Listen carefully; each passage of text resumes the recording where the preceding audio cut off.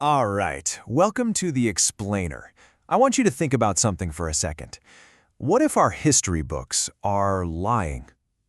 I mean, really lying. Today, we're diving into a pretty wild theory that says our most foundational historical records weren't just recorded, they were forged. So let's just get right into it. The idea we're digging into today, well, it argues that our entire timeline of antiquity, ancient Greece, the Roman Empire, all of it is a complete fake. That it was deliberately cooked up, invented during the Renaissance. Okay, so the author behind this, Michael Anthony Alberta, he claims that history as we know it, well, it's not a straightforward story. He says it's actually a cryptogram, a secret message, basically. And he argues that if you want to crack that code, you can't use the normal rules. You need a whole new way of looking at things. So what are these rules? Honestly, you should think of them as intellectual lockpicks. They're designed specifically to help you spot these hidden patterns, these weird repetitions in the official story. The kind of clues most of us would just read right past.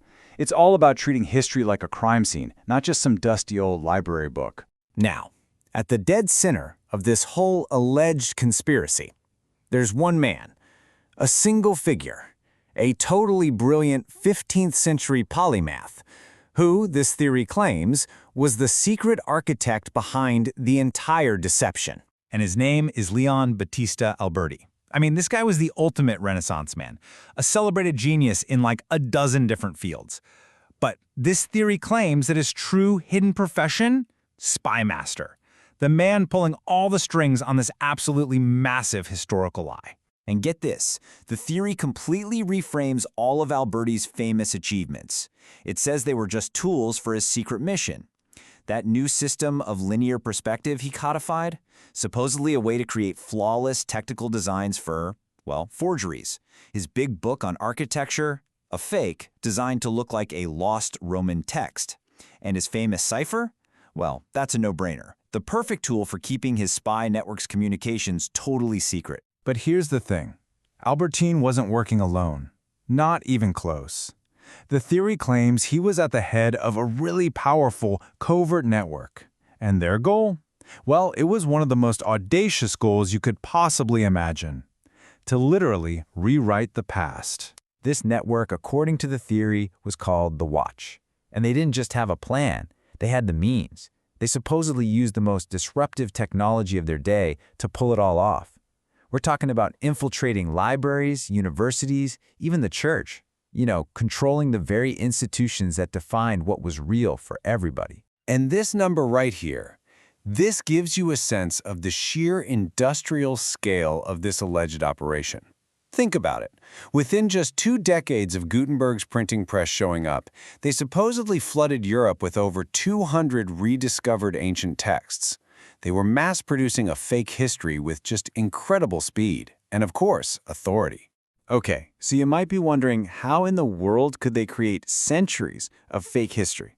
Well, the core claim here is pretty fascinating. They didn't have to invent everything from scratch. The theory is that they just copied real, more recent events and then pasted them into the distant past. Let's take the Great Plagues of antiquity, for example.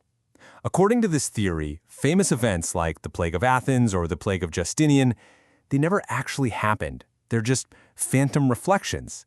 Literary forgeries based on the very, very real trauma of the Black Death from their own recent past, the 14th century. But this is where it gets really wild. The claim isn't just that they're similar. No. The theory alleges that when you do a linguistic analysis, you find that entire passages describing the Plague of Athens are verbatim copies from accounts of the Black Death, word for word. Now that's not a coincidence. That is straight-up plagiarism. So why go to all this trouble? What was the point? Well, these fandom events were actually incredibly useful. For one, they invented this deep, ancient past that made the current rulers, the Renaissance powers, seem like they were destined to be in charge. And it gave them the perfect cover story for all their discoveries. You see, ancient knowledge was lost in all these terrible disasters, only to be conveniently rediscovered by the very same people who were faking the whole thing. It's kind of genius in a devious way. But wait, because there's a final twist to this whole story.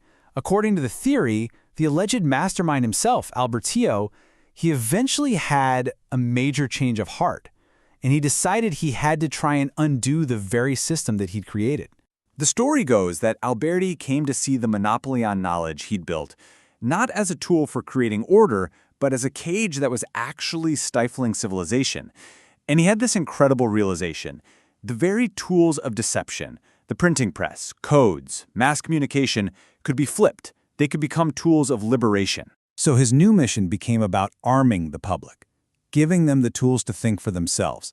By pushing for universal literacy and cheap, accessible books, his goal was to create a public that could actually question authority, and maybe, just maybe, even learn to spot the fake history that he himself had allegedly written.